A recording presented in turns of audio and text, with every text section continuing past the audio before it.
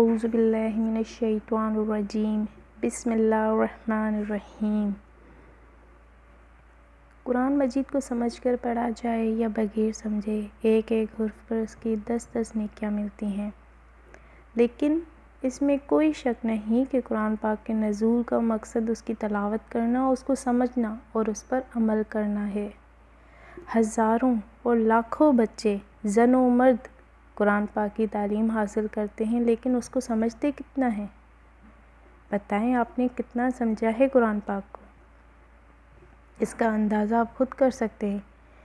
یہ صحیح ہے کہ بغیر عربی کی تعلیم یا دین کا فہم حاصل کیے قرآن مجید کو صحیح طور پر نہیں سمجھا جا سکتا ہے۔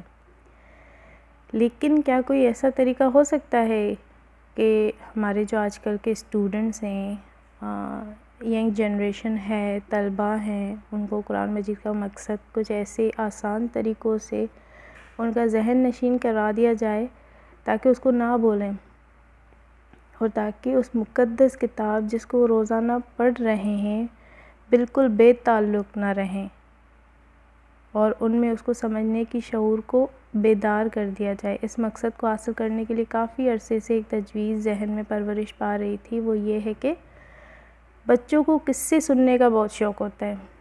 Am I right or wrong? ہم بھی ایسے ہی ہیں، ٹھیک ہے نا؟ We all are addicted to listen stories۔ بچوں کو قصے سننے کا بہت زیادہ شوق ہوتا ہے۔ قرآن مجید کے بنیادی اصول، نبیوں کے آنے کے مقاصد اور ان کے قصے، حضور سرور کائنات صلی اللہ علیہ وآلہ وسلم کی زندگی اور دیگر ضروری امور کو آسان زبان اور قصوں میں بچوں کو بتایا جائے تاکہ وہ یہ چیزیں سمجھ سکیں اور ان کی ذہن نشین ہو سکے۔ کیونکہ جب ہم وہ چیزیں قصوں میں یا کہانیوں میں بتاتے ہیں تو وہ چیزیں ہمیں یاد بھی رہتی ہے۔ اور آج کل کے ہمارے جو ٹیچرز ہیں، روزانہ ایک عنوان بچوں کو سامنے قصے کی صورت میں بیان فرماتے اور پھر بچوں سے بھی قصے کی صورت میں سنیں۔ اللہ کی ذات سے یہ امید ہے کہ یہ طریقہ یاد رکھنے کے لیے بہت کام آئے گا۔ مثلاً ایک استاد نے حضرت آدم علیہ السلام کا قصہ بچوں کے سامنے کیا اور پھر قرآن مجید میں حضرت آدم کا نام پڑھے گا تو اس کے سامنے وہ تمام قصہ آ جائے گا جو اس کی ٹیچر نے اس کے سامنے بیان کیا تھا اباؤٹ حضرت آدم علیہ السلام۔ ایک طرف یہ جذبہ کار فرما تھا تو دوسری طرف اپنی نااہلیت اور مصروفیت آخر جذبہ غالب آیا، اور باوجود اپنی نااہلی کے مقاصد بالا کو قلم کے ذریعے سے مرتب کرنا شروع کر دیا، اور اب آرام آرام سے جو ہے اس چیز کو آگے بڑھتے ہوئے دیکھیں گے اور قصوں کی صورت میں، تاکہ وہ چیزیں ہمارے ذہن نشین ہوتی جائیں۔ ہم شروع کرتے ہیں پہلے تو اللہ کی آخری کتاب کون سی ہے؟ قرآن مجید سے۔ ہم شروع کرتے ہیں قرآن مجید سے۔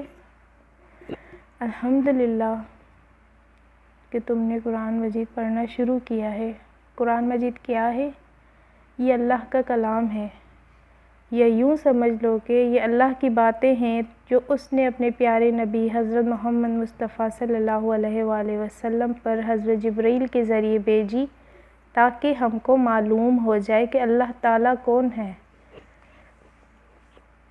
دنیا میں کون کون سی باتیں کرنے کی ہیں جن سے اللہ خوش ہوتا ہے، اور کون سی باتیں چھوڑنے کی ہیں جن سے اللہ ناراض ہوتا ہے۔